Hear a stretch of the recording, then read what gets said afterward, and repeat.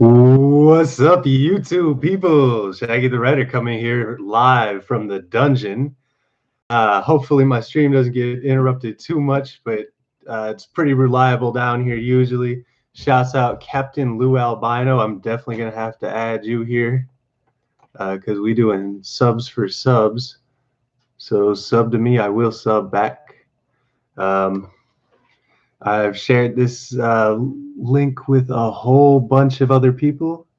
So I am prepared to embarrass myself drastically in an attempt to appease both my ego and my need to continuously build my publicity as one of the most renowned writers of the Western world.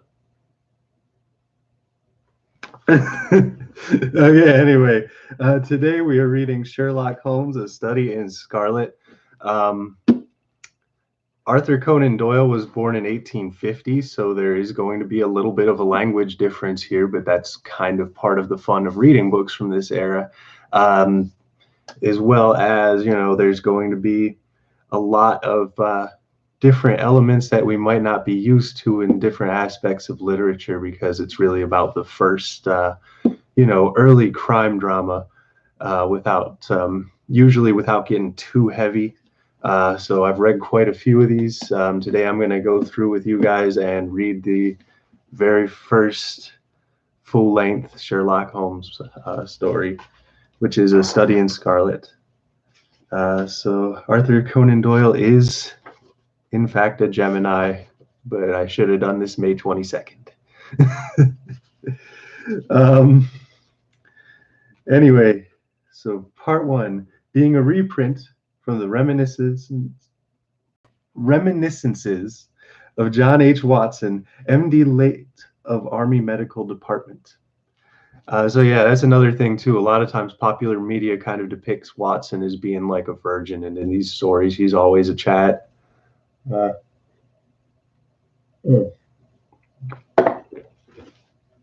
gonna dive in though.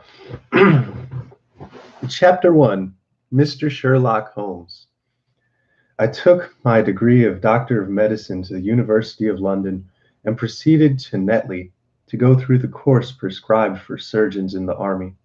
Having completed my studies there, I was duly attached to the 5th Northumberland Fullers as assistant surgeon.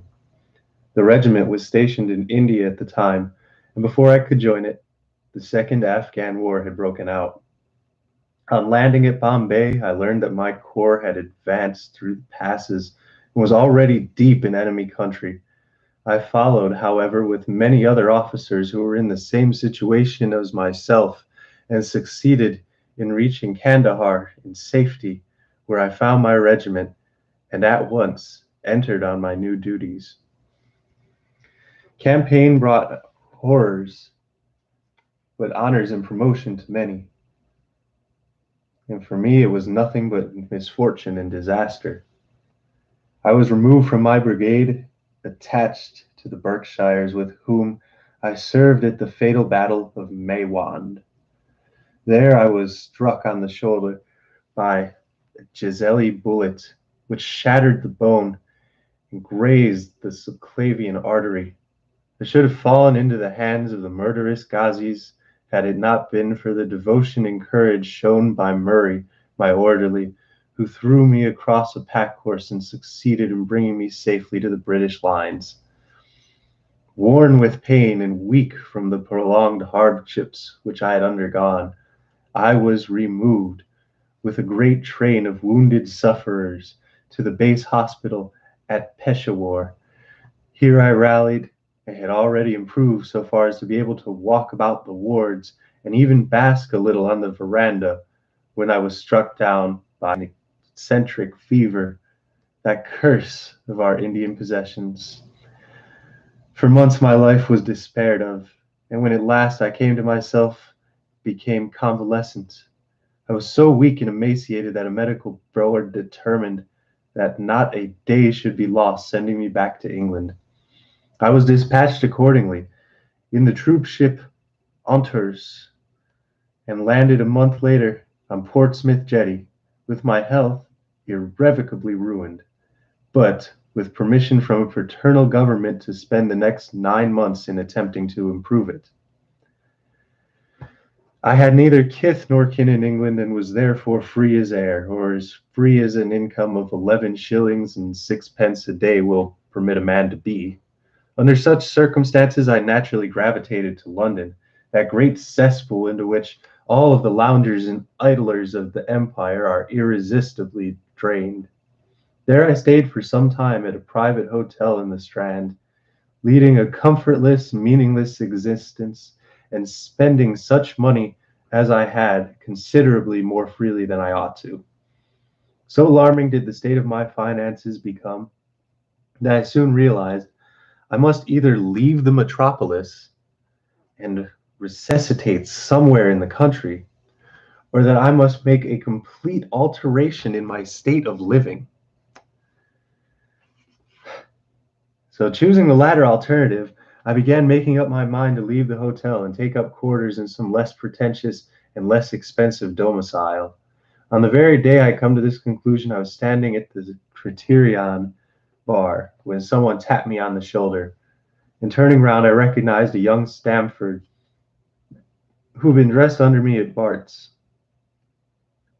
The sight of a friendly face in the grey wilderness of London is a pleasant thing indeed to a lonely man. In old days, Stamford had never been a particular crony of mine, but now I hailed him with enthusiasm, and he in turn appeared to be delighted to see me. In the exuberance of my joy, I asked him to lunch with me at the Holborn, and we started off together in hansom. "What have you been doing with yourself, Watson?" he asked in an undistinguished wonder as we rattled through the crowded London streets. "You are thin as a ash and as brown as a nut." I gave him a short sketch of my adventures, and had hardly concluded it by the time that we reached our destination. "Poor devil," he said to me commiseratingly after he listened to my misfortunes. "What are you up to now?" "I'm looking for lodgings," I answered, trying to solve the problem as to whether it is possible to get comfortable rooms at a reasonable price. "Well, that's a strange thing," remarked my companion. "You were the second man today who has used the expression to me." "And who was the first?" I asked. "A fellow who was working at the chemical laboratory up at the hospital. He was bebounding himself this morning because he could not get someone to go halves with him in some nice rooms which he had found, and which were too much for his purse." "By Jove!" I cried. "If he really wants someone to share the rooms and the expense, I am the very man for him. I should prefer having a partner to being alone." Young Stamford looked rather strangely at me over to his wine glass. "You don't know Sherlock Holmes yet." Uh, he said, "Perhaps you would not care for him as a constant companion." "Why? What is there against him?" "Oh, I didn't say there was anything against him. He's a little queer in his ideas, an enthusiast in some branches of science. As far as I know, he's a decent enough fellow." "A medical student, I suppose," said I. "No, I have no idea what he intends to go in for. I believe he is well up in anatomy, and he is a first-class chemist. But as far as I know, he's never taken out any systematic medical classes. His studies are very desultory and eccentric." Oh, man. "But he is a master yacht of a way of knowledge that would astonish his professors." "Did you never ask him what he was going in for?" I asked. "No, he's not a man that is easy to draw out, though he can be communicative enough when the fancy seizes him." "I should like to meet him," I said. "If I am to lodge to anyone, I prefer to have a man of studious and quiet habits. I am not strong enough yet to stand much noise or excitement, and had enough of both in Afghanistan to last me for the remainder of my natural existence. How could I meet this friend of yours? He's sure to be at the laboratory, returned my companion. Either avoids the place for weeks, or else he works there till morning night. If you like, we will drive round together after luncheon. Certainly, I answered, and the conversation drifted away into other channels. As we made our way to the hospital after leaving the Holborn, Stamford gave me a few more particulars about the gentleman whom I proposed to take as a fellow lodger. You mustn't blame me if you don't get on with him. Oh, I'm out of tea. Shouts out Octawave. Man, I love you, Octawave. You show up to a bunch of these things. Captain Lou Albino with the first comment today. Octawave with the second. I've been seeing like 3, 4 viewers this whole time, so I'm so happy to see everybody's tuning in. Um, so if there are any questions, feel free to spam the chat. I don't want to respond to everybody right away, but as you can clearly see, there's going to be breaks, and this is going to be pretty informal. Um, so yeah, I guess eventually I'm gonna have to stop and get some tea because my voice is already getting raspy, and we're literally a page and a half in. Anyway, though, certainly, I answered, and the conversation drifted away into other channels. As we made our way to the hospital after leaving Hornborn. Oh, wait, never mind. That did say that. Where was I? It is not easy to express the inexpressible, he answered with a laugh. Holmes is a little too scientific for me taste. He approaches the cold-bloodedness, or I could imagine he's giving a friend a little pinch of the latest vegetable alkaloid, out of malevolence, you understand, but simply out of spirit of inquiry, in order to have an accurate idea of the effects.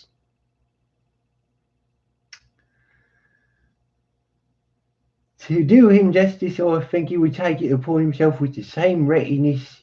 He appears to have a passion for definite and exact knowledge. Very right, too. Yes, but it may be pushed to excess. When it comes to beating the subjects into dissecting rooms with a stick, he is certainly rather taking a bizarre shape. Oh my God. Beating the subjects. Yes, to verify how far bruises may be produced after death, or saw him at it with my own eyes. And you say he is not a medical student? No, heaven knows what the object of his studies are, but we are. You form your own impressions of him. As he spoke, we turned down a narrow lane and passed through a small side door, which opened into the wing of a great hospital. It was familiar ground to me. I needed no guiding as we ascended the bleak stone staircase and made our way down the long corridor with its vista of whitewashed wall and drum-colored doors. Near the farther end of a low-arched passage branched away from it and led to the chemical laboratory. This was a lofty chamber lined and littered with countless bottles. Broad, low tables were scattered about, which bristled with resorts, test tubes, and little Bunsen lamps with their blue flickering flames. There is only one student in the room who was bending over a distant table absorbed in his work. At the sound of our steps, he glanced round and sprang to his feet with a cry of pleasure. "Oh, I found it," he shouted to my companion, running toward us with a test tube in his hand. "I have discovered a reagent which is precipitated by hemoglobin and nothing else." He discovered a gold mine. Greater delight could not have shone upon his features. "Dr. Watson, Mr. Sherlock Holmes," said Stamford, producing us. "How are you?" he said cordially, gripping my hand with a strength for which I should hardly have given him credit. "You've been in Afghanistan, I perceive." How on earth did you know that? I looked in astonishment. Never mind, said he, chuckling to himself. The question now is about hemoglobin. No doubt you've seen the significance in this discovery of mine. It is interesting chemically, no doubt, I answered, but practically? Why, man, it is the most practical medical legal discovery in years. Don't you see that gives us infallible test for blood stains? Come over here now. He seized me by my coat sleeve in his eagerness and drew me over to the table at which he had been working. Let us have some fresh blood. And he said, digging a long bodkin into his finger and drawing off the resulting drop of blood in a chemical pipette. Now I add a small quantity of blood to a litre of water. You perceive the resulting mixture as the appearance of pure water. The proportion of blood cannot be more than 1 in 1,000,000, I have no doubt. That we shall have be able to attain the characteristic reaction. As he spoke, he threw into the vessel a few white crystals and then added some drops of a transparent fluid. In an instant, the contents assumed a dull mahogany color, and a brownish dust was precipitated at the bottom of the glass jar. "Ha ha!" he cried, clapping his hands and looking as delighted as a child with a new toy. What do you think of that? It seems to be a very delicate test, I remarked. Beautiful, beautiful. The Augericum test was very clumsy and uncertain. So is the microscopic examination of blood for corpuscles. That are valueless of the stains are a few hours old. Now this appears to act as well whether the blood is old or new.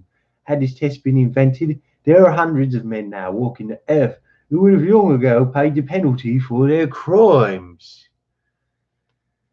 Indeed, I murmured. Criminal cases continually hinging upon that one point. If a man is suspected of crime months perhaps after it has been permitted, his inner clothes are examined and brownish stains are discovered upon them. Are they blood stains, mud stains, rust stains, or fruit stains? Or what are they? The question has puzzled many an expert in why, because there was no reliable test. Now we have the Sherlock Holmes test. And there will no longer be any difficulty. His eyes fairly glittered as he spoke, and he put his hand over his heart and bowed as if to some applauding crowd conjured up by his imagination. You ought to be congratulated.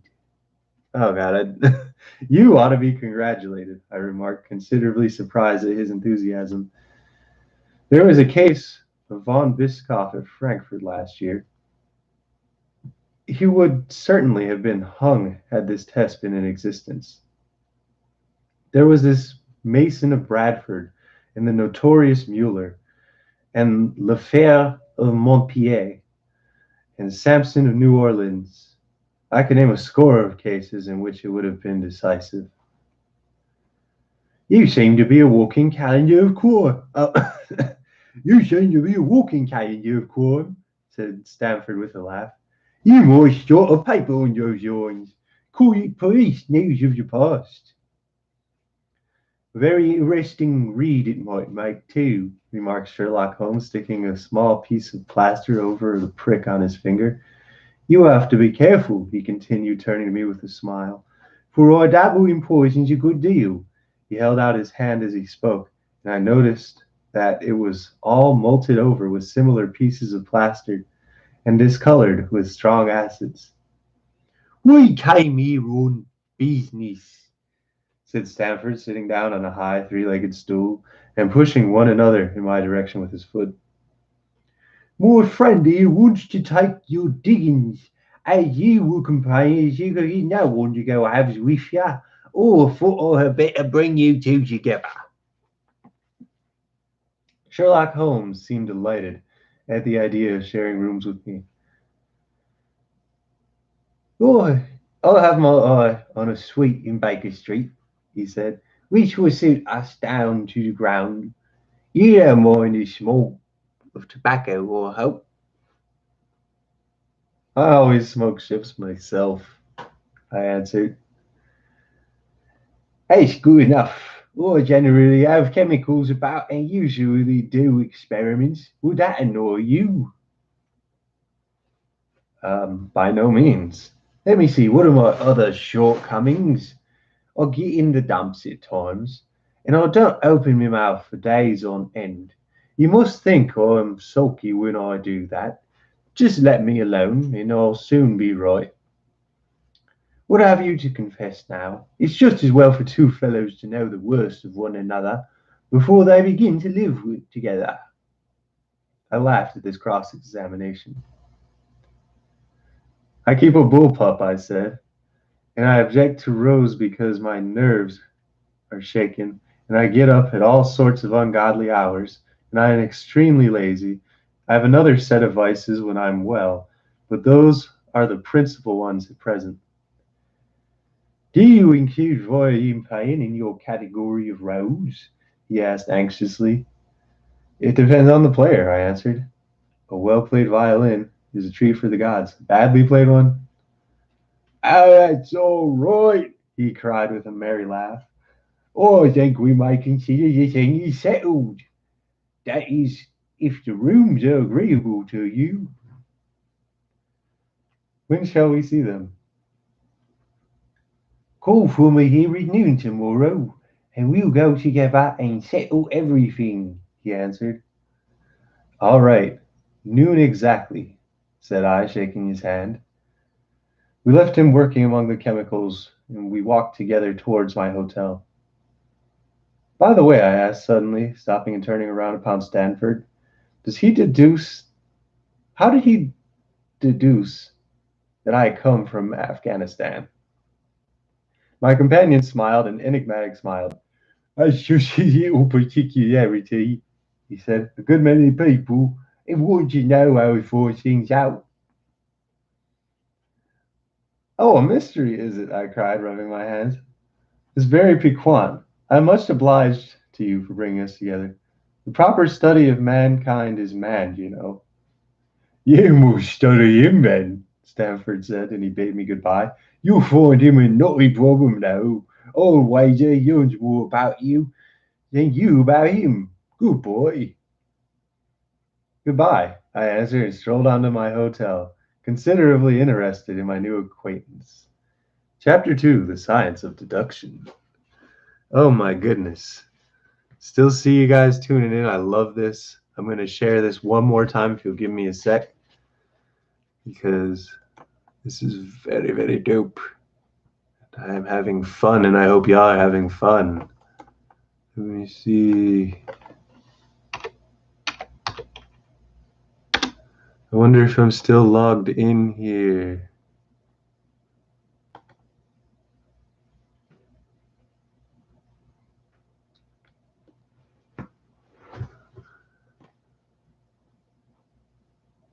Yes, shouts out to everybody. Love you guys. Yo. Wait, has this been Lucifer tuned in this whole time? Is that Captain Lou Albino as Lucifer? Oh my gosh, legendary. Legendary Lucifer. Cat speaks like 8 languages. Plays like 12 sports and shit. He's a little bit of a dick sometimes. What do you expect from a Sagittarius? Ooh! No, I'm kidding. I love you, bro. Thanks for tuning in. You and Octawave. Let me see here, though. I'm trying to. I hope this isn't coming up as bullcrap.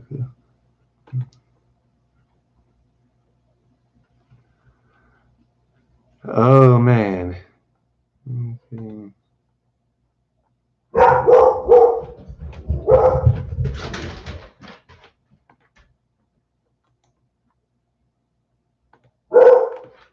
Pasting this in the Coach Chad community just to see if Heather shows up, because Heather is crazy, and that'll make this even more fun. see how they spam. Um, but yes, shouts out to some of these Discord groups. Huge shout out to r/alternate history. Um, a lot more than just regular historical discussion. We sometimes get very inappropriate on there, but it is worth it. And you will definitely learn a lot about other people's cultures, um, which is the point. Yeah, point indeed. I enjoy being one of like 3 or 4 experts on different parts of American culture for these guys. Because I hardly consider myself an expert, but compared to someone who's never lived here, it's like, at least I have a pretty good understanding of what's going on because I've had to deal with it. Um, Shouts out to Against the World G. Shouts out to Don't Watch Continue Dog Rose. And obviously Captain Lou Albino and Octowave for being awesome. Here we go with chapter 2, the science of deduction. Spam as much as you like, y'all. But we met the next day, as he had arranged and inspected the rooms at number 221B Baker Street, of which he had spoken at our meeting. They consisted of a couple of comfortable bedrooms and a single large, airy sitting room, cheerfully furnished and illuminated by 2 broad windows. So desirable in every way were the apartments, and so moderate did the terms seem when divided between us, that the bargain was concluded upon the spot, and we once entered into possession. That very evening I moved my things round from the hotel, and on the following morning Sherlock Holmes followed me with several boxes and portmanteaus. For a day or 2 we were busily employed in unpacking and laying out our property to the best advantage. That done, we gradually began to settle down and to accommodate ourselves to our new surroundings. Holmes was certainly not a difficult man to live with. He was quiet in his ways and his habits were regular. It was rare for him to be up after 10 at night, and he invariably breakfasted and gone out before I rose in the morning. Sometimes he spent his day at the chemical lab, sometimes at dissecting rooms, occasionally in long walks which appeared to take him into the lowest portions of the city. Nothing could exceed his energy when the working fit was upon him. But now and again a reaction would seize him, and for days on end he would lie upon the sofa in the sitting room, hardly uttering a word or moving a muscle from the morning until the night. On these occasions I have noticed such dreamy, vacant expression in his eyes that I might have suspected him of being addicted to the use of some narcotic, had not the temperance and cleanliness of his whole life forbidden such a notion. As the weeks went by, my interest in him and my curiosity as to his aims in life gradually deepened and increased. His very person and appearance were such as to strike the attention of the most casual observer. His height was of rather over 6 feet, and so excessively lean that he seemed to be considerably taller. His eyes were sharp and piercing, save during those intervals of torpor to which I have alluded, and his thin, hawk-like nose gave his whole expression a air of alertness and decision. His chin, too, had the prominence and squareness which marked the man of the. His hands were invariably bought with ink and stained with chemicals, yet he was possessed of extraordinary delicacy of touch, and as I had frequently my tongue just got caught in there. Oh my gosh. As I frequently had occasion to observe when I watched him manipulating his fragile philosophical instruments. The reader may set me down as a hopeless busy boy when I confess how much this man stimulated my curiosity and how much I endeavored to break through the reticence which he showed on all that he concerned himself. Before pronouncing judgment, however, be it remembered how objectless was in my life, and how little there was to exchange my attention.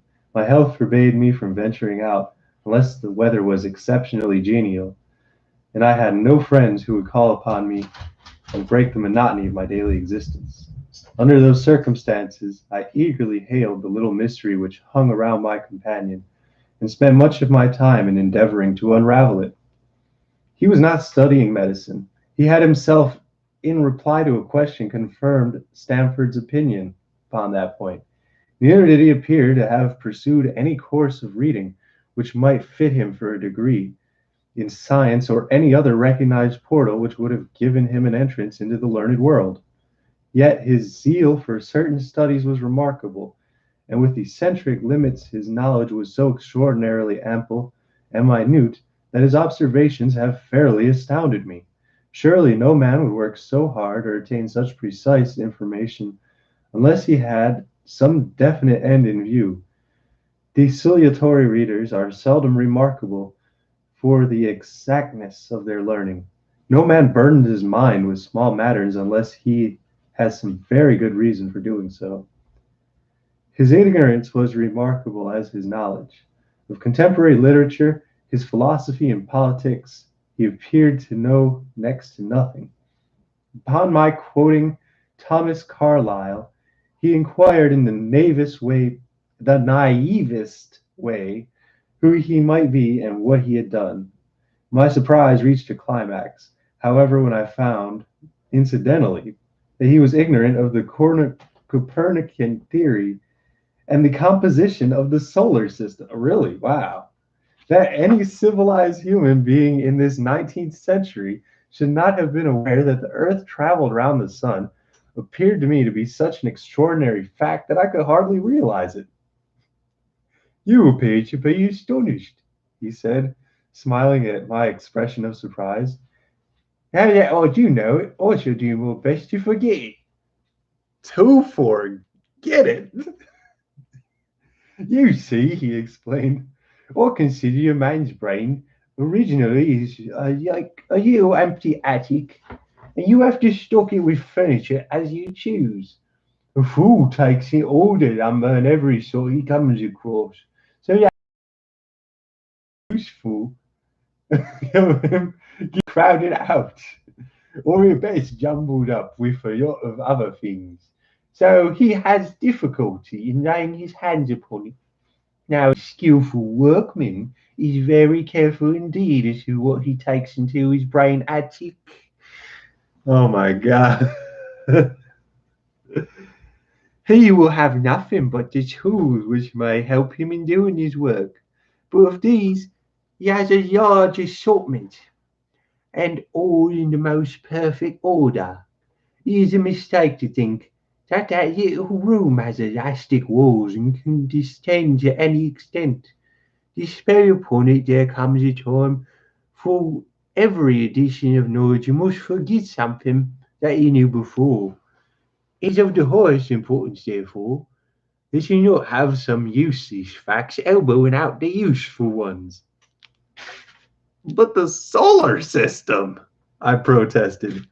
What the deuce is it to me? He interrupted impatiently. You see, we go round the sun. If we went round the room, it would not make a penny worth of difference to me nor my work. I was on the point of asking him what his work might be, but something in his manner showed me that the question would be an unwelcome one. I pondered over our short conversation, however, and endeavored to draw my deductions from it. He said that he would acquire no knowledge which he did not bear upon his object. Therefore, all knowledge which he possessed was such as would be useful to him. I enumerated in my own mind all the various points which he had shown me he was exceptionally well informed. I even took a pencil and jotted them down. I could not help smiling at the document when I had completed it. It ran this way: Sherlock Holmes, his limits. Knowledge of literature, nil. Knowledge of philosophy, nil. Knowledge of astronomy, nil. Knowledge of politics, feeble. Knowledge of botany, variable. Well up in belladonna, opium, and poisons generally. Knows nothing of practical gardening. Knowledge of geology, practical but limited. Tells at a glance different soils from each other.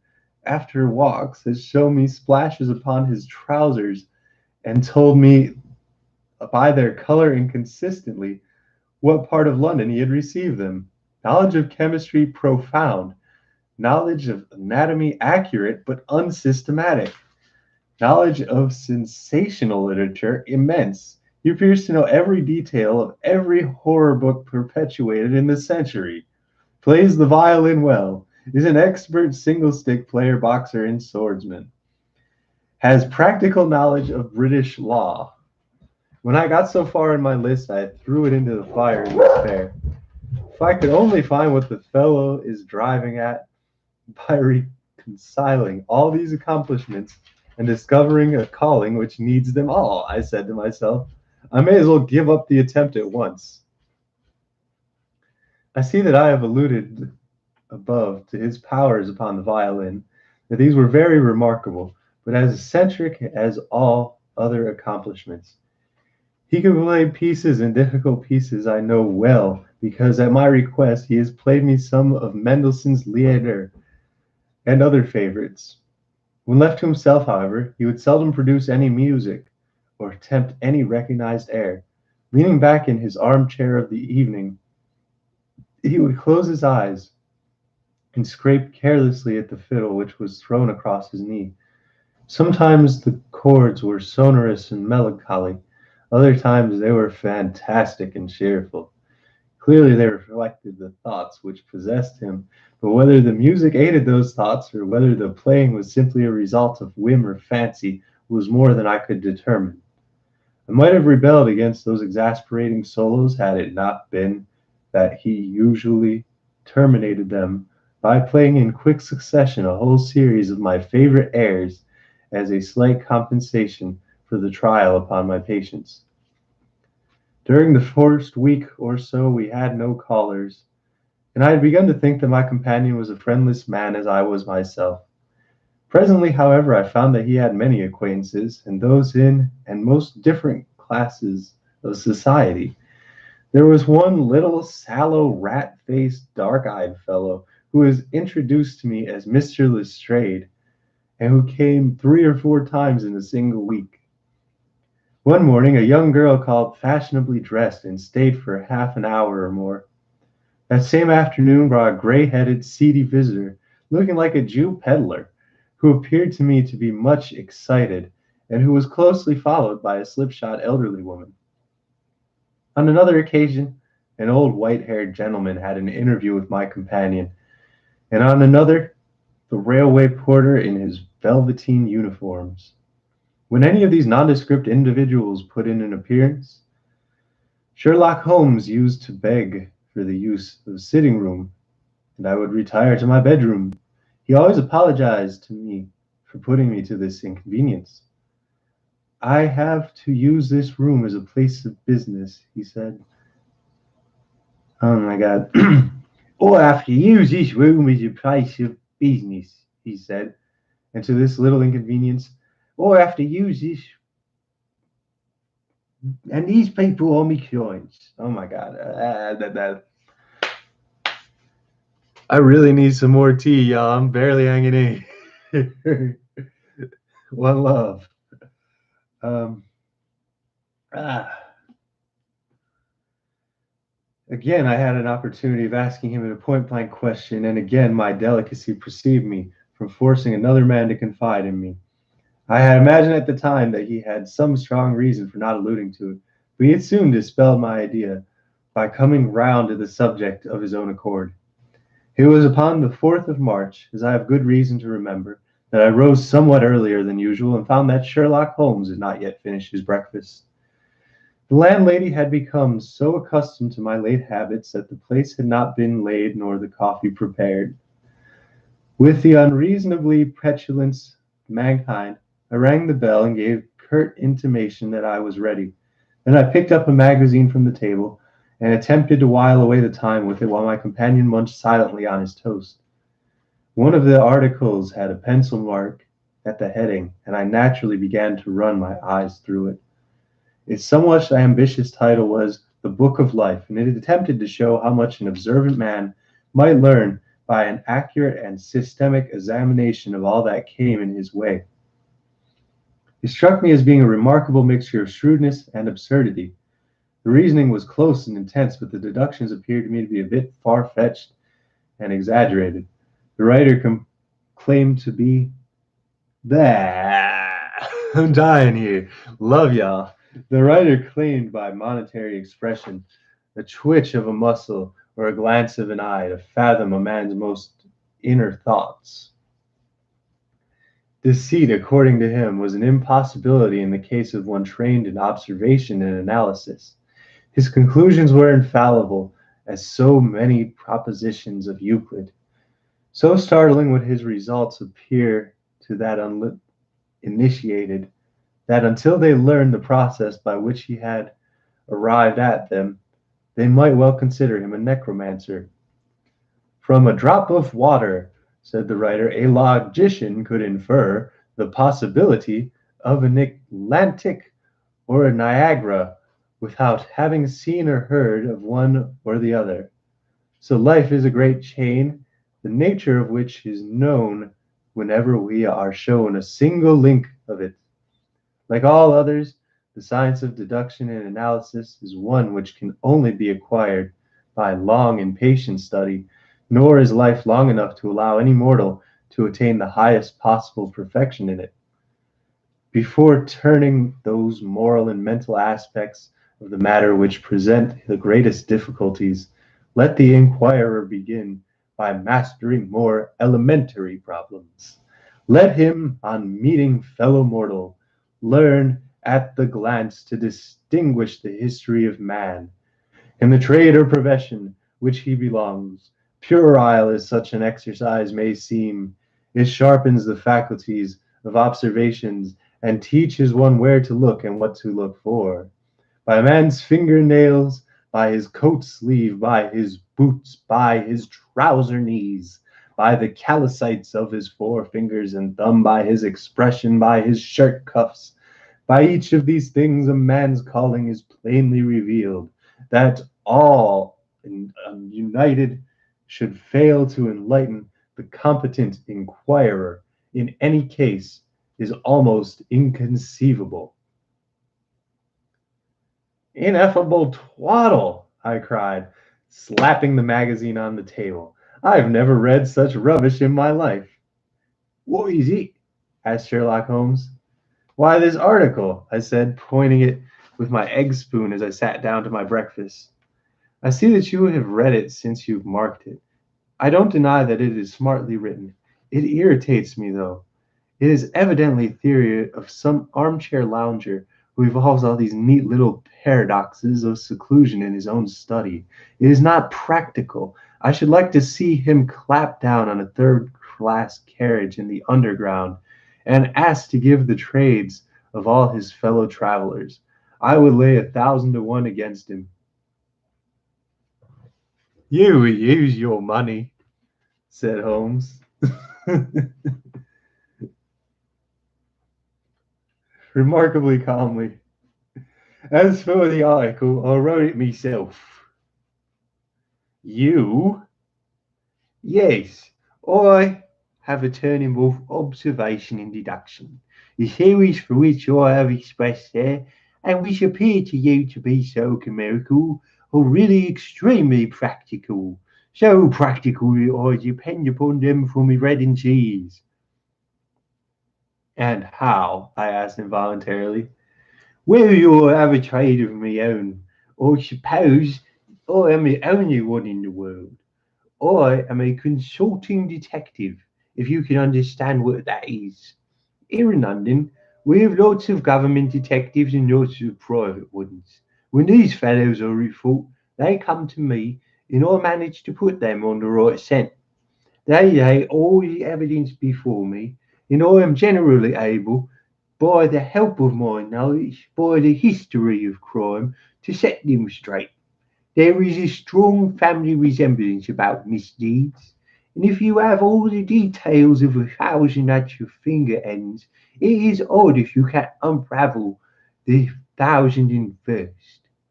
This Stride is a well-known detective, but he got himself into a fog recently over a forgery case, and that was what brought him here. And these other people? They are mostly sent on private inquiry agencies. They are people who are all trouble about something and want a little enlightening. I listen to their story. They listen to my comments, and then I pocket my fee.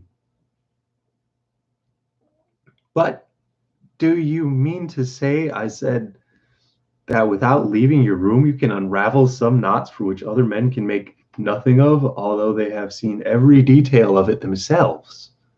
Quite so. I have an intuition of that way. Now and again a case turns up which is a little more complex.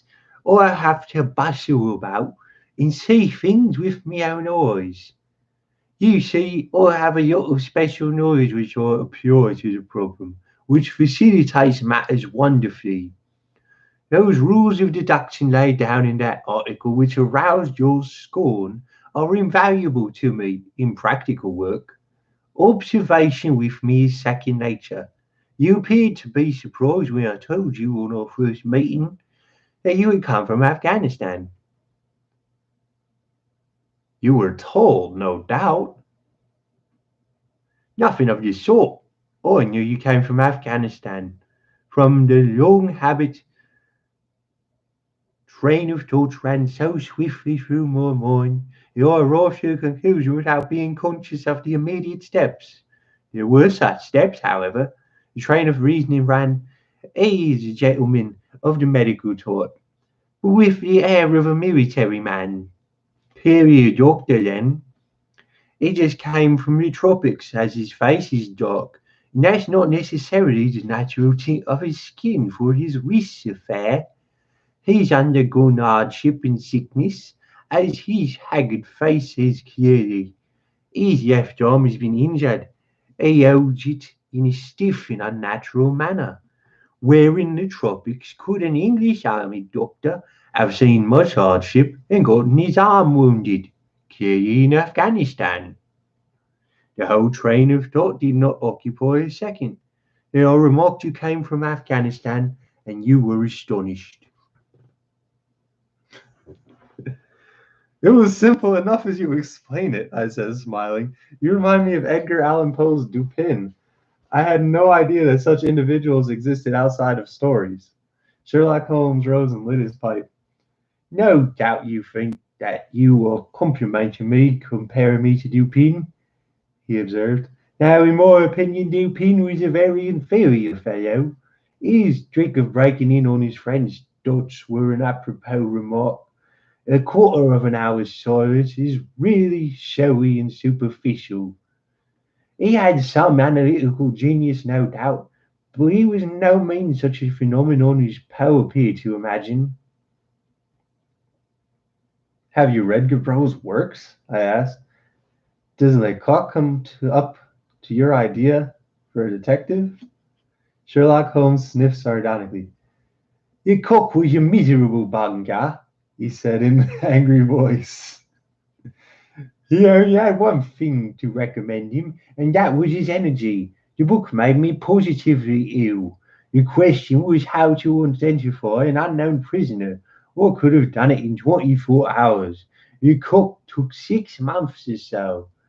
It might have been made a textbook for detectives to teach them what to avoid. I felt rather indignant at having two characters who I'm in whiter treated in such a cavalier style. I walked over to a window and stood looking out at the busy street. This fellow may be clever, I said to myself, but he is certainly very conceited. Gemini energy. Big Gemini energy. Ah, there are no crimes and no criminals in these days, he said querulously. What is the use of having brains in our profession? I know well that I have it in me to make me name famous. No man lives or has ever lived who has brought the same amount of study and of natural talent of the detection of crime which I have done. And what is the result? There is no crime to detect, or at most, some bungling villainy with a motive so transparent that even Scotland Yard can officially see through it. I was still annoyed at his bumptious style of conversation. I thought best to change the topic. I wonder what the fellow is looking for, I asked, pointing to a stalwart, plainly dressed individual who was walking slowly down the other side of the street, looking anxiously at the numbers. He had a large blue envelope in his hand and was evidently the bearer of a message. You mean the retired sergeant of the Marines, Said Sherlock Holmes. brag and bounce, I thought to myself. He knows that I cannot verify his guesses. I thought he had hardly passed through my mind. The thought had hardly passed through my mind when the man whom we were watching caught sight of the number on our door and rapidly ran across the roadway. We heard a loud knock, a deep voice below, and heavy steps ascending the stair. For Mr. Sherlock Holmes, He said, stepping into the room and handing my friend the letter. Here was an opportunity taking the conceit out of him. He little thought of this when he made his random shot. May I ask, my lad, I said in the blandest voice, what trade may you be?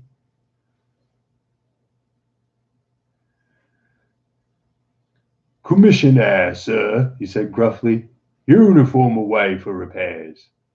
And you were? I asked with a slightly malicious glance at my companion. A sergeant, sir. Royal Marine Light Infantry, sir. No answer. Right, sir. He clicked his heels together, raised his hand in salute, and was gone. Chapter 3. The Lauriston Garden Mystery. Ah! Okay, we're 51 minutes in. I really want to go check on my dog and get some tea. Were there any questions I could answer before I go? Just throw them in the chat. Huge shout out to the people over at Discord. I think Lucifer has been here the whole time, and that is so dope. But the r/alternate history hub Discord, they do a lot more than just alternate history. It gets very interesting. So some of my lit fans might enjoy that. But huge shout out to Captain Lou Albino and Octawave for being my first commenters today. Huge shout out to Against the World G, who is also on Bad Lab as Goat World. Huge shout out to Don't Watch Continue, Dog Rose. Deadmine usually shows up to these things. Renzo Flutes. I love his music. Y'all got to check out his channel. Him and all of his Japanese friends probably are incapable of watching this for any amount of time, but huge shout out to Renzo Flutes. Huge shout out to Zach in Japan and Tony at Good Japan, Bad Japan. They be showing up at these. Huge shout out to Lymphamy, who is doing dope readings on his channel now too. I feel like I'm missing a few people, but I really want to run upstairs and grab some tea. So I will be back in about 2 to 3 minutes. Big apologies for everybody, but we will continue momentarily with Chapter 3, The Lauriston Garden Mystery. All the love, y'all. All the love. Be right back. Let me cut off the delay so y'all don't see the gross basements. No, okay. I love the basement dungeon. The dungeon of literacy.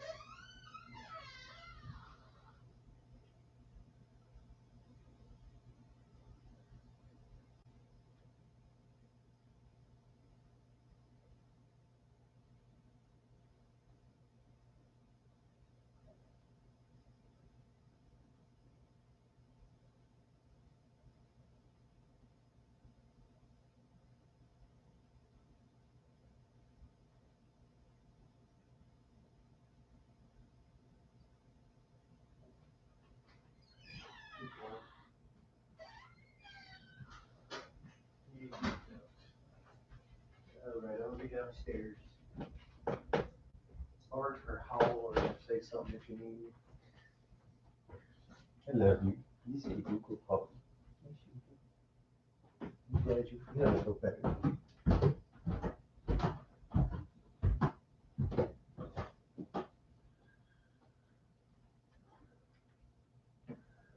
Do you love me?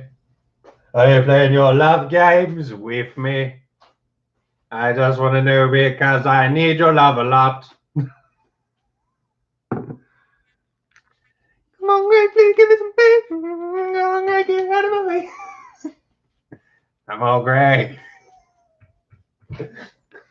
Okay, look, shut up. Well, welcome back.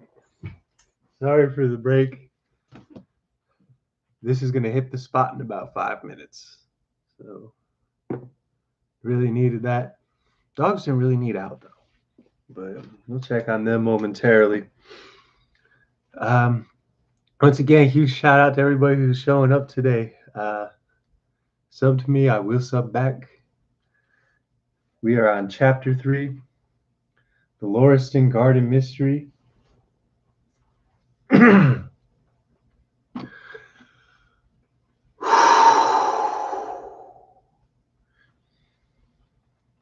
I confess that I was considerably startled by this fresh proof of the practical nature of my companion's theories.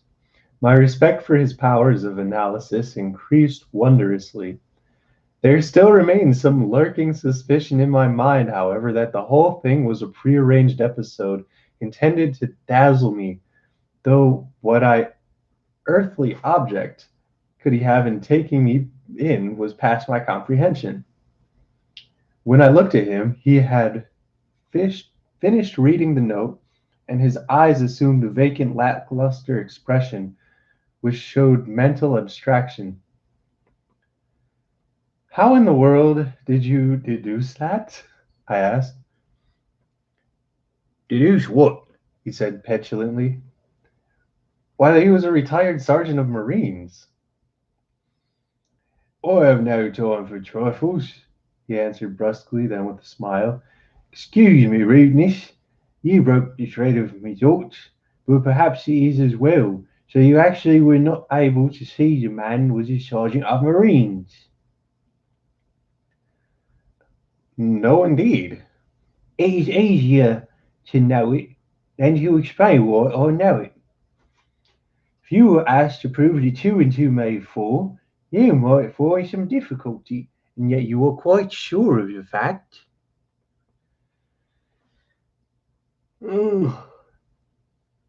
Even across the street, I could see the great blue anchor tattooed on the back of the fellow's hand. They smacked of the sea. He had a military carriage, however, regulation sort whiskers.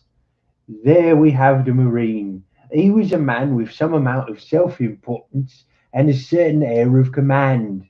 You must have observed in the way which he held his head and swung his cane. A steady, respectable, middle-aged man, too, on the face of him. All facts which led me to believe he'd been a sergeant. Wonderful! I ejaculated. That's what the motherfucker wrote. Don't ask me why. Come in, place, said Holmes. There I thought from his expression that he was pleased in my evident surprise and admiration.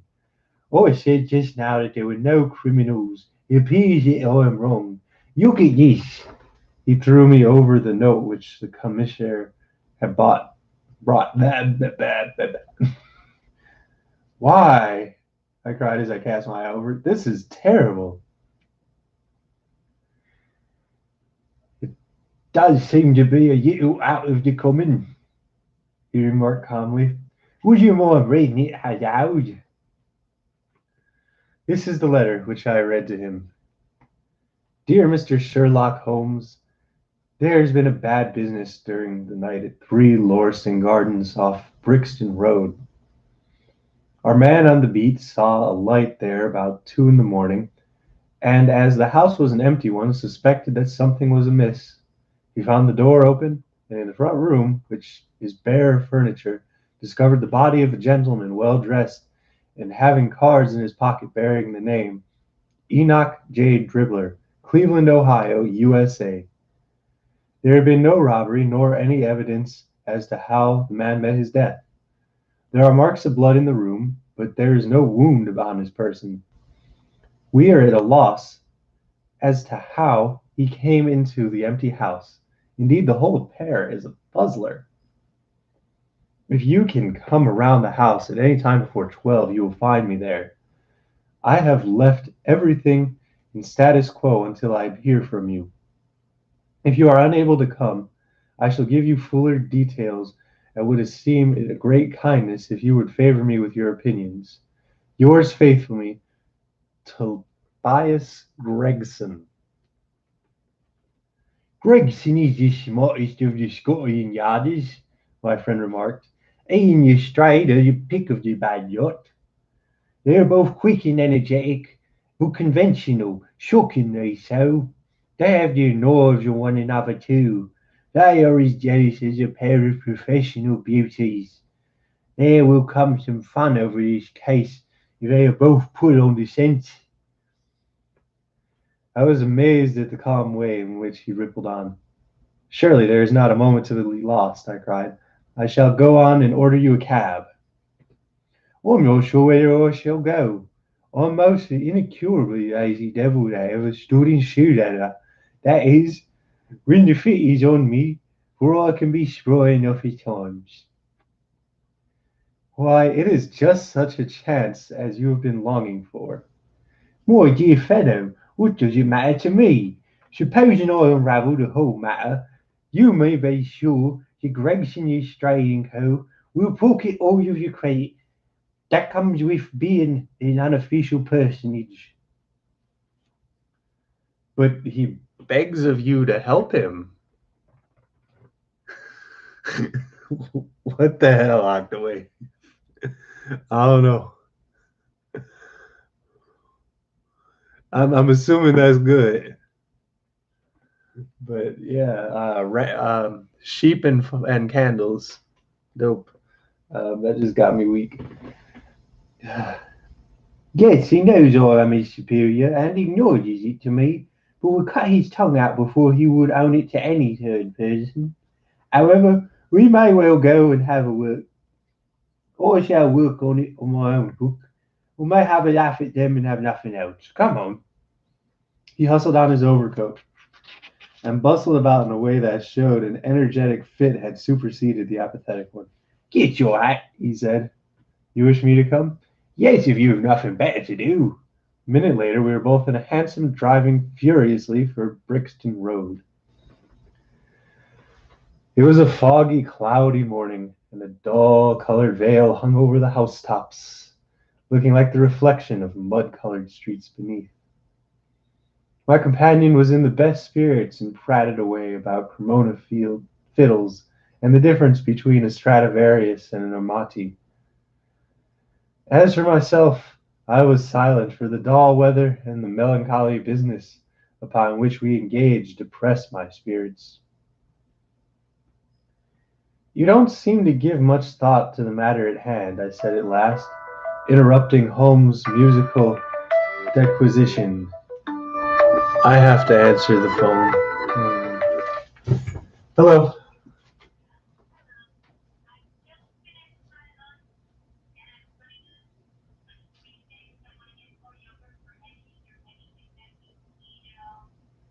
Nothing I can think of, no. He is. He pooped once, but he's just been napping most of the time. Yeah, it's still doing the same thing.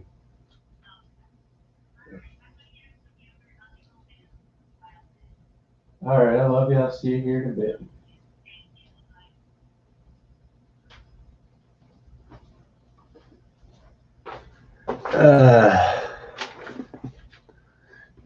Uh, yes, nothing like having a conversation about dog poops in the middle of a literature stream in a basement dungeon and losing viewers in the process, but I still love y'all for watching. We still got viewers. Wubba lubba dub dub.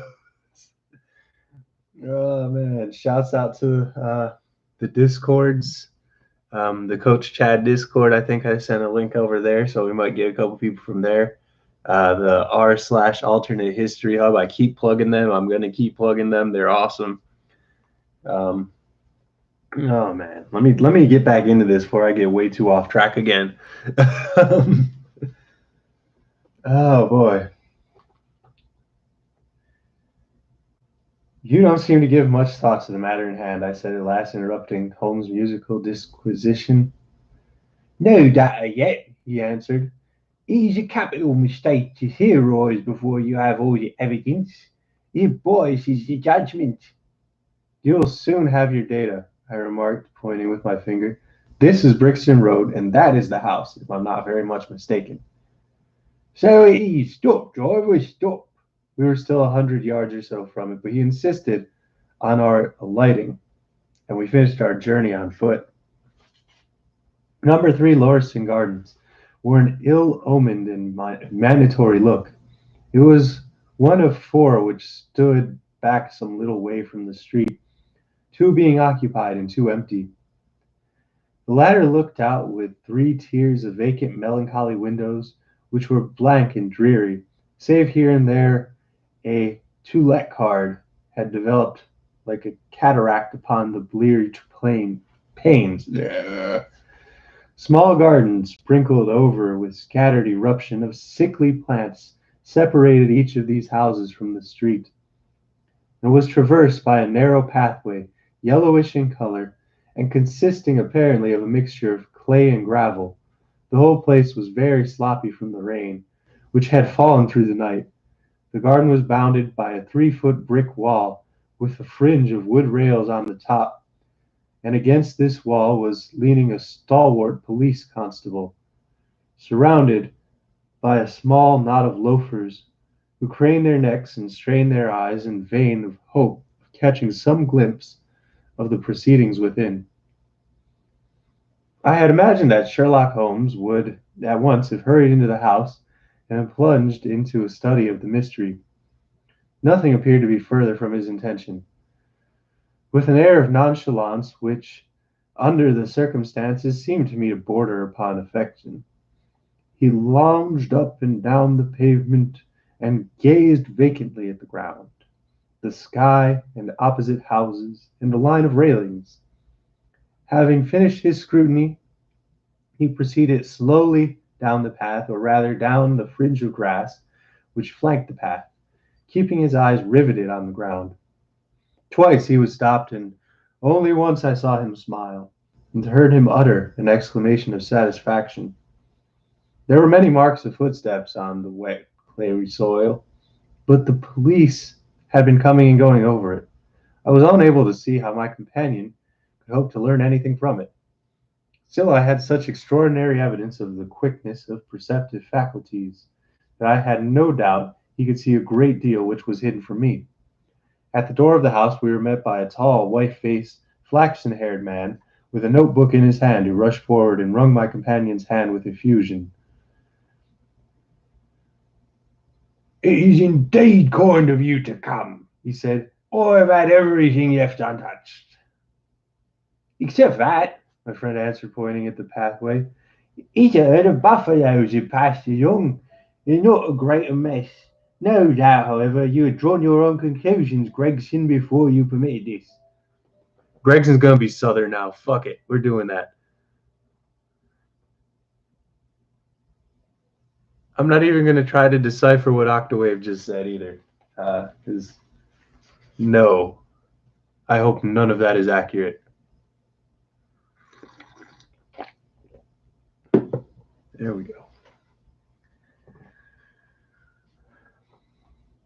"I've had so much to do inside the house," the detective said evasively. "My colleague, Mr. Lestrade, is here. I had relied upon him to look after this." We'll do Lestrade British, and we will do Gregson Southern. Bet.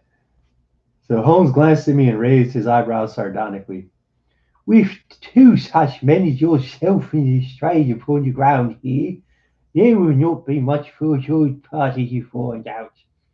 Gregson rubbed his hands in a self-satisfied way. I think we've done all that can be done, he answered. Queer case, though.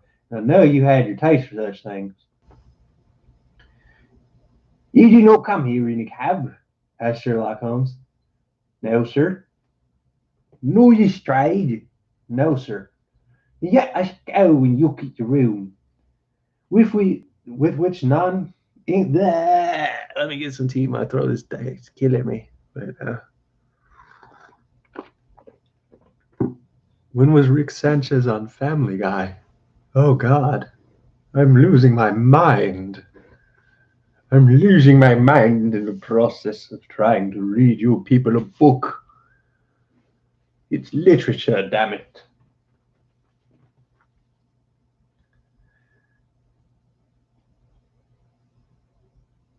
Then let us go and look at the room.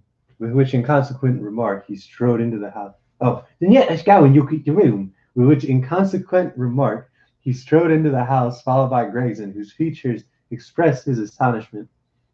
A short passage, bare planked and dusky, led to the kitchen and offices. Two doors opened out of it, to the left and to the right.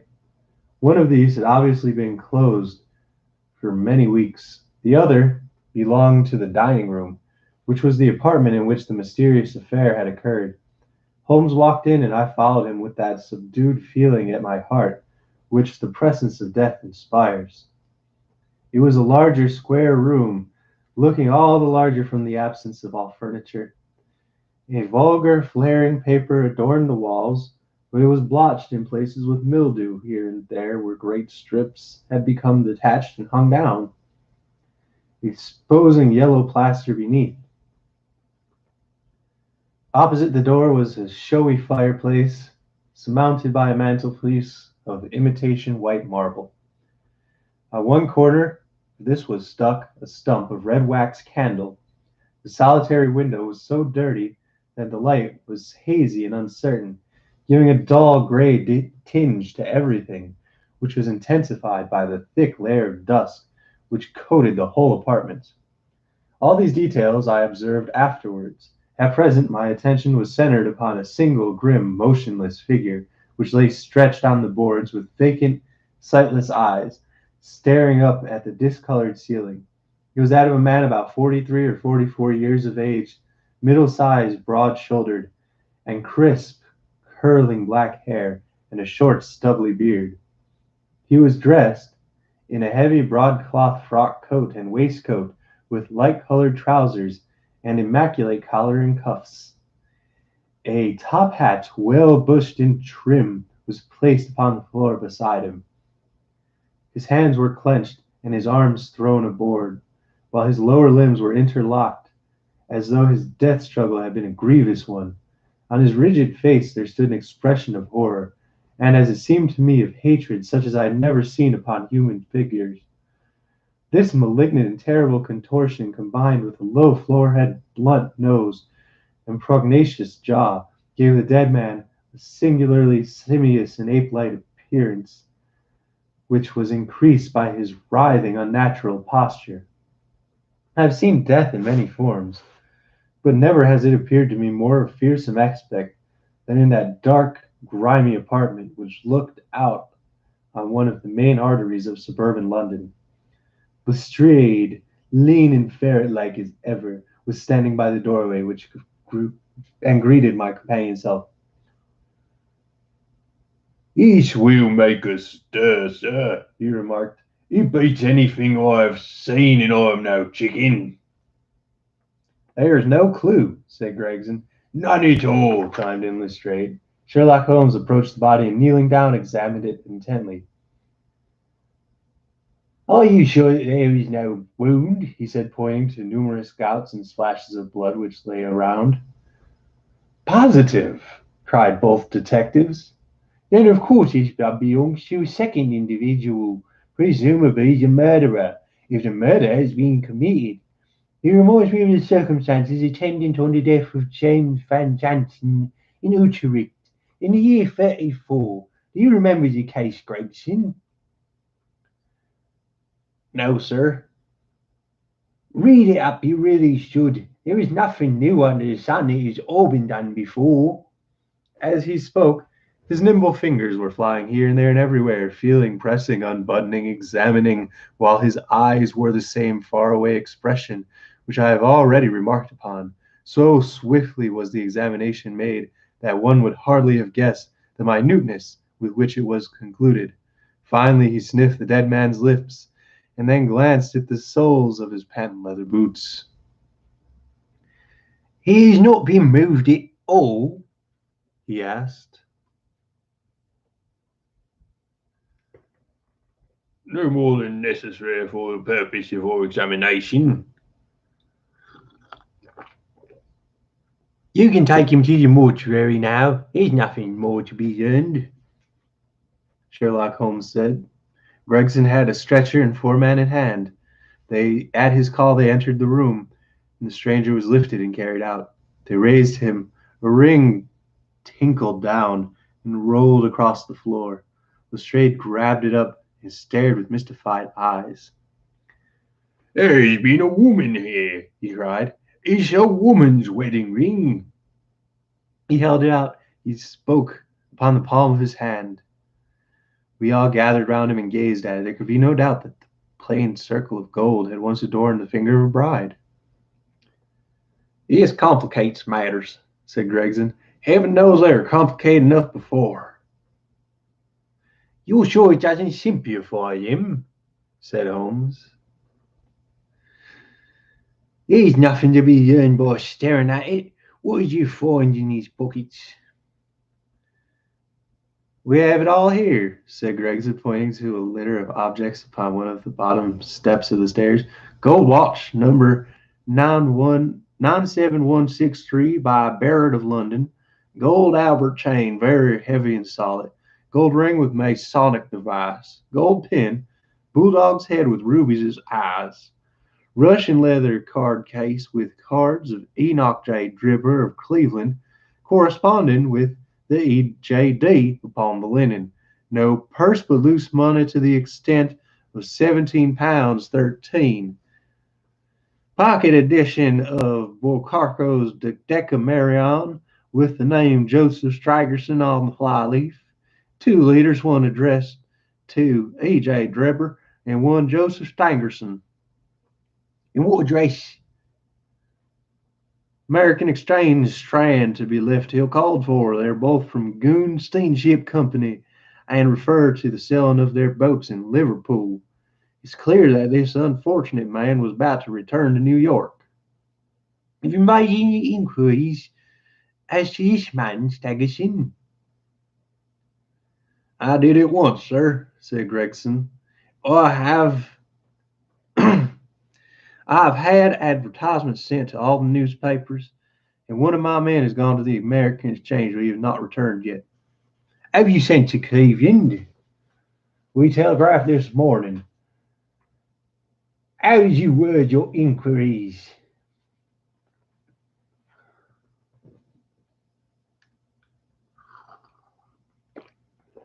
Love you, Octawave. Thank you for showing up. Shouts out to Lou Albino, who I'm like 80% sure is Lucifer.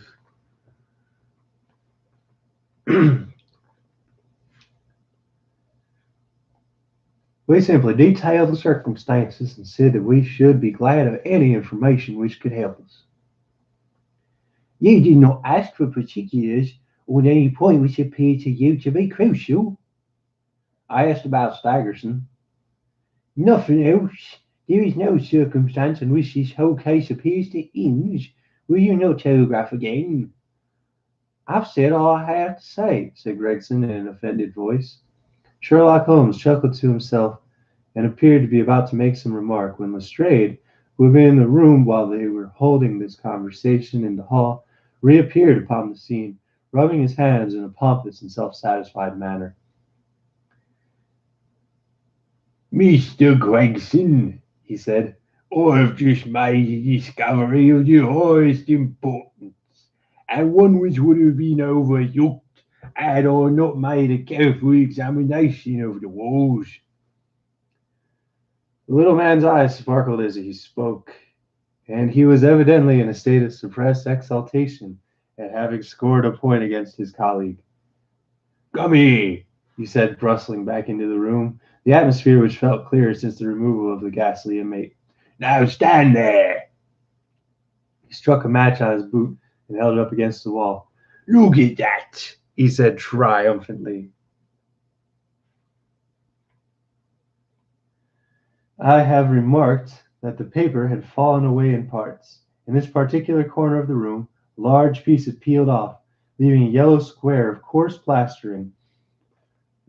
Across this bare space there was scrawled in blood red letters a single word: Rache. I once asked Rache. Would you know, Octawave? You seem to know things that I don't.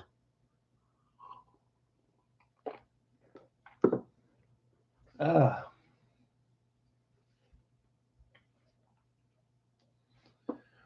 "What do you think of that?" cried the detective with an air of the showman exalting his show. "This was overlooked because it was in the darkest corner of the room. No one thought of looking there. The murderer has written it in his or her own blood. See this smear where it trickled down the wall? It disposes the idea of any type of suicide anyhow. Why was that corner chose to write on? I will tell you. You see that mantelpiece?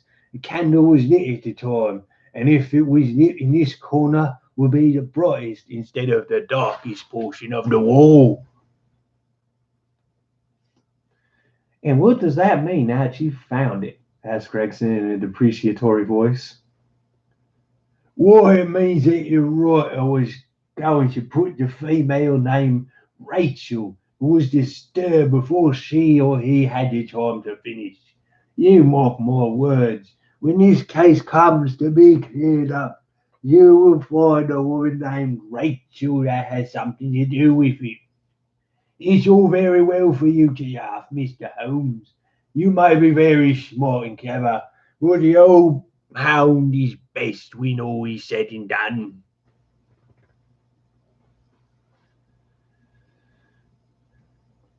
"Oh, really beg your pardon," said my companion, who ruffled the little man's temper by bursting into an explosion of laughter.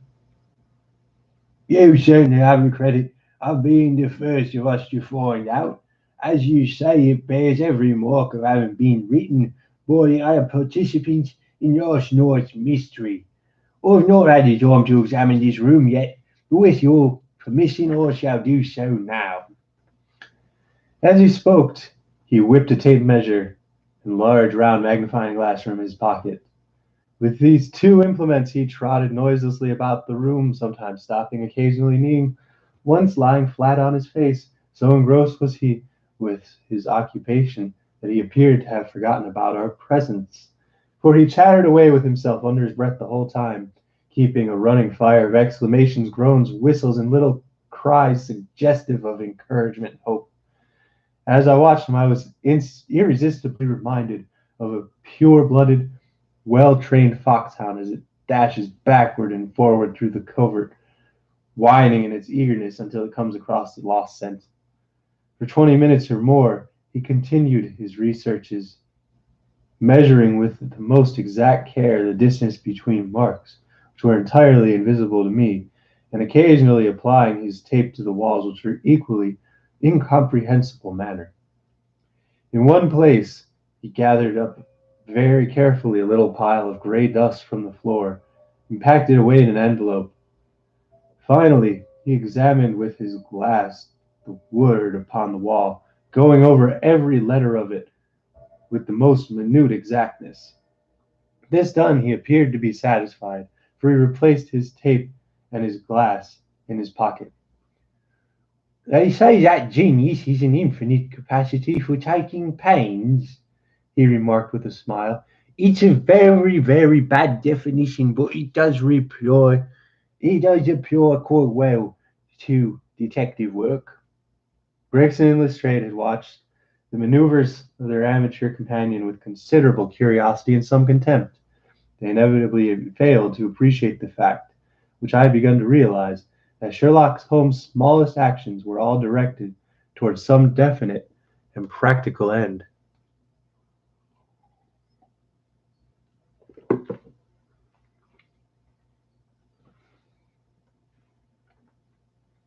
What do you think of it, sir? They both asked. It would be robbing you of credit if the case, if I were to presume to help you, Remarked my friend. you're doing so well now, it would be a pity for anyone to interfere. There was a world of sarcasm in his voice as he spoke. It will let me know how your investigations go, He continued, I shall be happy to give you any help I can. In the meantime, I should like to speak to the constable who found his body. Can you give me his name and address? Lestrade glanced at his notebook.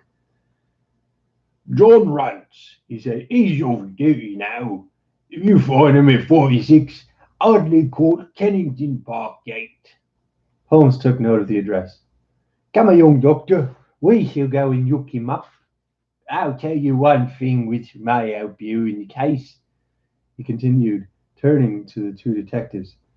there was in the prime of his life, he had small feet for his height, wore a coarse, square-toed boots, smoked Tritton cigar. He came here with his victim in a four-wheel cab, which was drawn by a horse, with 3 old shoes and 1 new one off his foreleg. In all probability, the murderer had a florid face, and the fingernails of the right hand were remarkably young. These are only a few indications, but they may assist you. Lestrade and Gregson glanced at each other with an incredulous smile. If this man was murdered, how was it done? Asked the former. Poison, Said Sherlock Holmes curtly and strode off. one other thing, you Stride, He added, turning round the door. Russia is German for revenge, so don't waste your time looking for Miss Rachel. You probably did know that, didn't you, Octawave?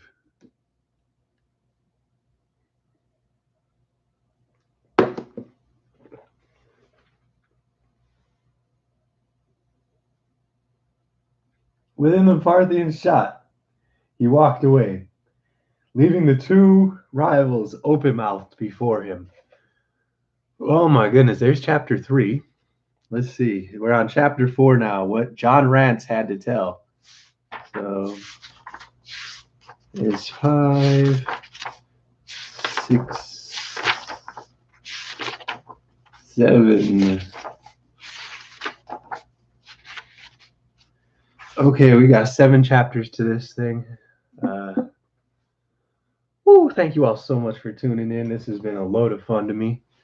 Huge shouts out to Octawave. Huge shouts out to Captain Lou Albino. Matter of fact, I'm going to go ahead and look you up now, just so that I can make sure, if you are elusive, that I have subscribed to you, and if you are not, that I do subscribe to you anyway. Because, yes, decency, humanity.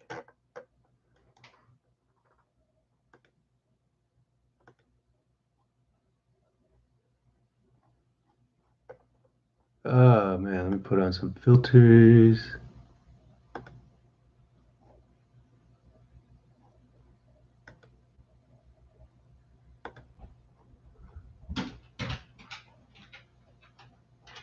What's that picture of yours looking like? Hold up. But yes, huge shouts out to Octawave again.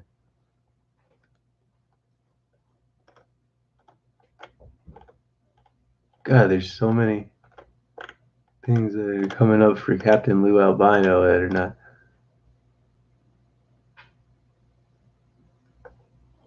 Mario's advice? Is that really? No, that's not even the right picture. Oh my God. How many of these are coming up? Why would you have such a difficult why would you have such a difficult to find channel? How is this getting lost? Oh my gosh.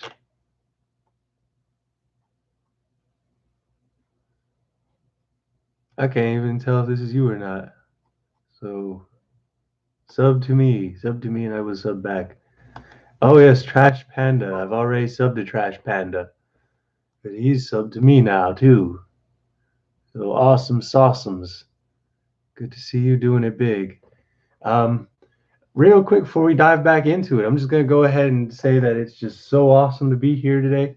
I'm really excited because I just finished, writing roughly uh, 28 Microsoft Word pages for a writing contest through the Alternate History Hub, which is a really dope YouTube channel that if they give me some recognition, I mean, I'm probably going to have like 10,000 subs and people paying money in the chat to see me read.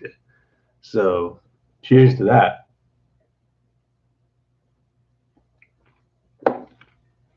And when I win this competition, I'm going to be able to pitch my book to all of you guys, which the description is supposed to automatically come up in the comments, but sometimes it does not.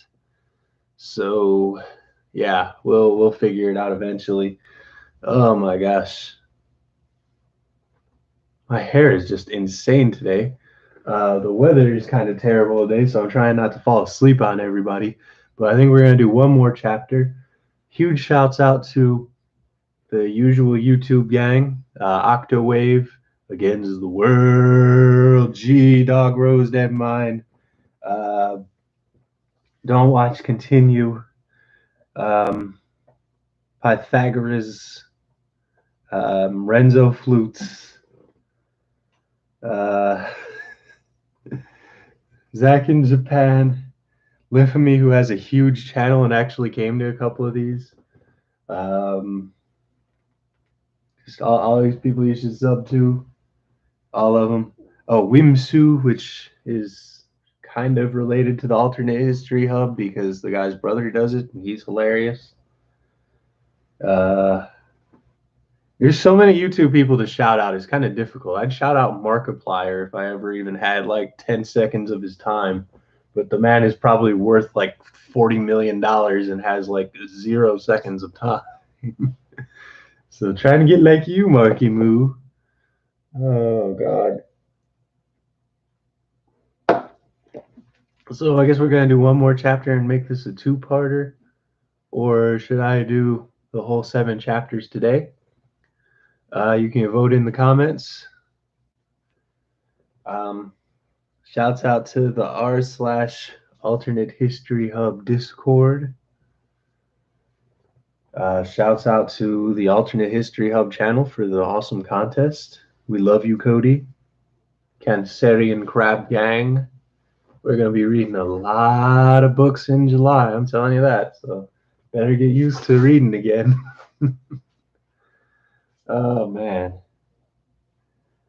Especially, yeah, late June and early July has some of the best authors in the whole of human history. So, just throwing that out there. Well, yeah, the Cancer Zodiac in general. Just next time you see someone talking about 1984, unless they're a Cancerian, they probably didn't read 1984, unless they have half a brain or are a Cancerian. If they're a Cancerian, they might have secretly enjoyed 1984. Oh my God, I am rambling. Man, I should have posted this more places. I love y'all for showing up, though, man. This is so dope. So many people, so many views. If I had monetization right now, this would be awesome. But what John Rance had to tell. Vote if you want me to continue. Continue after chapter 4. And that's the only thing I'm screaming is oh. That's the only thing I'm hearing every time. Motherfucker, is this oh. Okay. It was 1 o'clock when we left number 3, Lauriston Gardens. Sherlock Holmes led me to the nearest telegraph office, whence he dispatched a long telegram. He then hailed a cab and ordered the driver to take us to the address given by Lestrade. There's nothing like first-hand evidence, he remarked. As a matter of fact, my mind is made up upon the case, but still we may learn all that is to be learned. You amaze me, Holmes, said I. Surely you are not as sure as you pretend to be of all those particulars which you gave. There is no room for mistake, he answered. The very first thing which I observed on arriving there was that a cab had made two ruts with its wheels close to the curb. Now up to last night we've had no rain for a week, so that those wheels which left such deep impressions must have been during the night. There were marks of the horse's hoofs too, the outline of which was far more clearly cut than the others, showing that it was a new shoe. Since the cab was there after the rain began, and it was not there any time during the morning, I have Gregson's word for that. It follows that it must have been during the night, and therefore that it brought those two individuals to the house. It seems simple enough, said I. But how about the other man's height? Why, the height of the man, 9 cases out of 10, can be told from the length of his stride. It's a simple calculation enough, though there's no use in boring you with my figures. I say this fellow's stride on both the clay outside and the dust within. Then I had a way of checking my calculation. We a man writes on his wall, he has instinct leads him to right above the level of his own eyes. Now that writing was just over 6 feet from the ground. It was child's play. And his age? I asked. Well, if a man can stride 4.5 feet without the smallest effort, he can't be quite in the searing yellow. There was a breadth of puddle on the garden walk which he had evidently walked across. His fat leather groups had gone round, and square toes he hopped over. There is no mystery about it at all. I am simply applying to ordinary life a few of those precepts of observation and deduction which I have avoided in that article. Is there anything else that puzzles you? The fingernails and the trichinopoly, I suggested. The writing on the wall was done with a man's forefinger dripped in blood. My glass allowed me to observe that the plaster was slightly scratched in doing it, which would not have been the case if the man's nail had been trimmed. I gathered up some scattered ash from the floor. It was dark in colour and flaky. Such an ash was only made a monogram upon the subject. I flatter myself that I can distinguish at the glance of ash any known brand of either cigar or tobacco. How though? It's just such details that skilled detective differs from the Gregson and the Stray type. And the florid face? I asked. Oh, that was more of a daring shot, though no doubt I was right. You must not ask me that at the present state of the affair. I passed my hand over my brow. My head is a whirl, I remarked. There are more things of it, the more mysterious it grows. How come these two men, if there were two men, into an empty house? It has become a cabman who drove them. How could one man compel another to take poison? Where did the blood come from? What was the object of the murderer, since robbery had no part in it? How come their woman's wedding ring was there?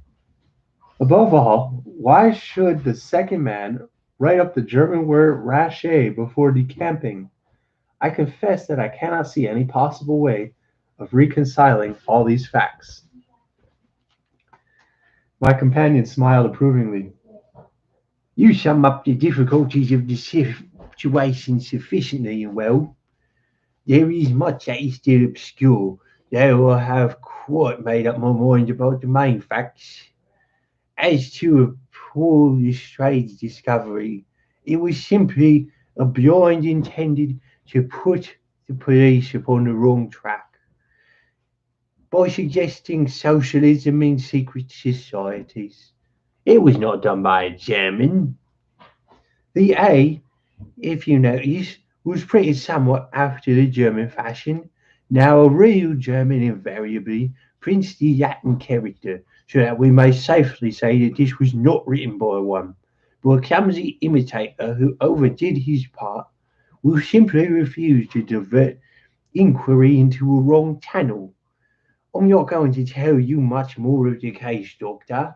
You know how the conjurer gets no credit once he has explained the trick, and if I show you too much of my method of working, you will come to the conclusion that I'm a very ordinary individual after all. I shall never do that, I answered. You have brought detection as near an exact science as it will ever be brought in this world. My companion flushed with pleasure at the words, in an earnest way which I uttered them. I had already observed that he was as sensitive to flattery on the score as his art as any girl could be of her beauty. I'll tell you one other thing, he said. Pandas and square toes came in the same cab, and they walked down the pathway together as friendly as possible, arm in all probability. When they got inside, they walked up and down the room, or rather, Panda stood still while Square Toes walked up and down. I could read all that in the dust. I could read that as he walked, he grew more and more excited. That is shown by the increased length of his strides. He was talking all the while, working himself no doubt up into a fury. Then the tragedy occurred. I've told you all I know myself now. For the rest is mere surmise and conjecture. We have good working basis, however, on which to start. We must hurry up, for I want to go Hayes coming to me Norman Neuroda this afternoon. This conversation had occurred while our cab had been threading its way through a long succession of dingy streets and dreary byways. In the dingiest and dreariest of them, our driver now suddenly came to a stand. I saw you got in there, He said, pointing a narrow slit in the line of dead-colored brick. you'll find me here when you come back. Audley Court was not an attractive locality. The narrow passage led us into a quadrangle paved with flags and lined by sordid dwellings. We picked out our way among the groups of dirty children through lines of discolored linen until we came to number 46, the door of which was decorated by a small slip of brass on which the name Rance was engraved. On inquiry, we found the constable was in bed, and we were shown the little front parlor to await his coming. He appeared presently, looking a little irritable at being disturbed in his slumbers. I make me report at the office, He said. Holmes took half a sovereign from his pocket and played with it pensively. we thought that we should ought to hear it from your own lips, He said. I shall be most happy to tell you anything I can, The constable answered, with his eyes upon the little golden disc. yet I shall in the wrong way what occurred. Rand sat down on the horsehair sofa, knitted his brows as though determined not to omit anything in his narrative. I'll tell you from the beginning, He said. my time from 10 at night to 6 in the morning. At 11 there was a fight at the White Hart. At the bar was all quiet enough on the bait. At 1 o'clock it began to rain and I met Harry Mercer, him who was the Holland Grove bit, and we stood together at the corner of Henrietta Street a talking. Presently, maybe about 2 or a little after, I thought I would take a little round and see all was right down at Brixton Road. He was precocious and dirty and lonely. Not a soul did I meet on the way down. A cab or two went past me. I was strolling down thinking between ourselves how uncommon Harry before again hot would be, when suddenly the glint of a light caught my eye in the window of the same house. Now I knew that them two houses in Lauriston Gardens was empty on account of him that owns them won't have no type of drains to say to. Though the last tenant that lived in one of them died of typhoid fever, I was knocked in a heap therefore, a seeing the light in the window, and I suspected that something had gone wrong. When I got to the door, you stopped and walked back to your garden gate. My companion interrupted. What did you do that for? Rance gave a violent jump. He stared at Sherlock Holmes with utmost amazement upon his features. Why, that's true, sir, he said. Though how you come to know it, heaven only knows. You see, when I got to the door, it was so still and lonesome. I thought I'd been one of the worst for someone like me. I ain't afeard of nothing on this side of the grave, but I thought that maybe it was him that died of the typhoid inspecting the drains what killed him. The thought gave me a turn. I walked back to the gate and could see the mercer's lantern, but there was no sign of him nor anyone else. He was no one in the street. Not a living soul, sir, not so much as a dog. Then I pulled myself together and went back and pushed the door open. All was quiet, so I went into a room where a light was a burning. There was a candle flickering on the mantelpiece, a red wax one, and by the light I saw. Hey, so now all that you saw, you walked around the room several times and you knocked down by a boy. You walked through and tried the kitchen door, and then John Rance sprang to his feet with a frightened face and suspicion in his eyes. Where was you hid to say all that? He cried.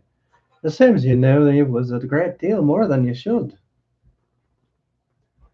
Holmes laughed and threw his card across the table to the constable.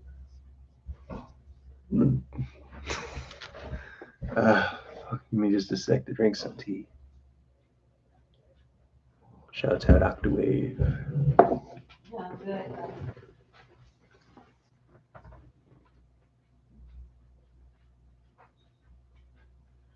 Yes, I know all you saw. You walked round the room several times, you know damn well your body.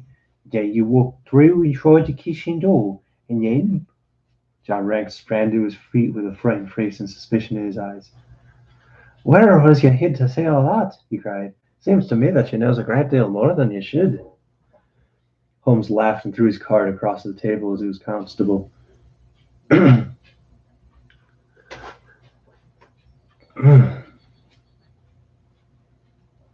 Oh God, I can't do British now. It's gonna come out Australian. Don't go arresting me for murder.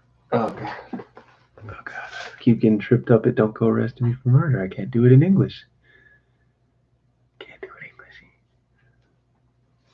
in English. Oh. Well, don't go arresting me for murder, he said. I am one of the hounds and not the wolf. Mr. Gregson and Mr. Stade will answer for that. Go on now. What did you do next? Rance resumed his seat without, however, losing his mystified expression. Irish. I went back to the gate and sounded the whistle. I brought the mercer and two more on the spot. Was the street empty then? That was as far as anyone could be of good girls. What do you mean? The constable's features broadened into a grin. I've seen many a dark chap in my time, he said, but not everyone so crying drunk as that cove. He was at the gate when he came a leaning and ragging up the railings and singing at the pitch of his lungs about Columbine's new-fangled banner or some stuff. Couldn't stand Farless help. What sort of man was he? Asked Sherlock Holmes. John Rance appeared to be somewhat irritated by this digression. He was an uncommon drunk sort of man, he said. He'd found himself in a situation where he hadn't been so took up. His face is interesting, you notice him? Holmes broke in impatiently. I should think I did notice him, seeing that I had to prop him up, me and Mercer between us. He was a long chap with a red face, lower part muffled round. That'll do, cried Holmes. What became of him? We'd enough to do without looking after him. policeman said in an aggravated voice. I'll wager he found his way home all right. How was he dressed? Brown overcoat. Had he a whip in his hand? A whip? No. He must have left it behind, Muttered my companion. You didn't happen to see or hear a cab after that? No. Here's half a sovereign for you, My companion said, standing up and taking off his hat. I'm afraid, Rance, that you should never rise in the force. That hat of yours should be used for wealth and ornament. You might have gained your sergeant's stripes last night. The man whom you held in your hand is the man who holds the key to this mystery, and whom we are seeking. There is no use of arguing about it now. I tell you that it is so. Come along, doctor. We started off to the cab together, leaving our informant incredulous but obviously uncomfortable. You blundering fool, Holmes said bitterly as we drove back to our lodgings. Just to think of us having such an incomparable bit of good luck and not taking advantage of it. I am rather in the dark still. Is it true that the description of the man tallies with your idea of the second party in this mystery? But why should he come back to the house after leaving it? That's not the way of criminals. The ring, man. The ring, that was what he came back for. If we have no other way of catching him, we can always bait him out in the line with a ring. I shall have him, doctor. I'll lay you 2 to 1 I'll have him. I must thank you for it all. I might not gone but for you. And so you've missed the finest study I've ever came across. A study in Scarlet, eh? We shouldn't use a little art jogging. There's this scarlet thread of murder running through it in the colourless little skein of life, and our duty is to unravel it and isolate it and expose every inch of it. And now for lunch, and then Norman Nerda, her attack, her bowing is splendid. What's the little thing the Chopin she plays so magnificently? Yeah. Leaning back in the cab, the amateur bloodhound caroled away like a lark while I meditated upon the many-sidedness of the human mind. And that brings us to chapter 5. Her advertisement brings a visitor. Yes. Octawave with the T emoji. But I'm starting to go. I'm just about done for now at least. We might be able to get back at this later. I really need to get something to eat. Starting to just feel kind of blah. But thank you so much to Octawave for tuning in this whole time.